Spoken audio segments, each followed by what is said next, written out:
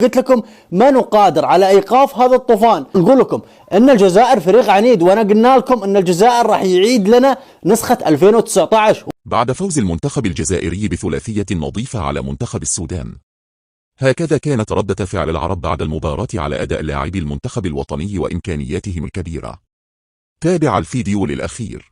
أقسم بالله أن رياض محرز لاعب ممتع، لاعب خارق، أينما حل وارتحل يحمي المتعة معه، يحمي الأهداف معه، يحمي المساهمات معه، يحمي الصناعات معه، ورب العزة سواء مع المنتخب أو مع الأهلي، ورب العزة أنت لاعب استثنائي.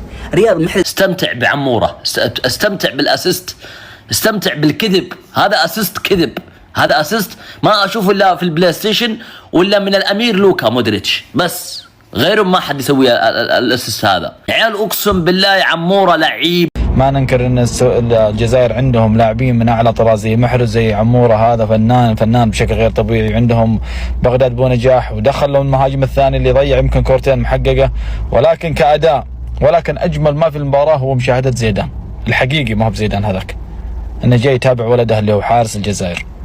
لذلك مباراه جميله. البطوله محصوره حتى الان بين الجزائر والسنغال.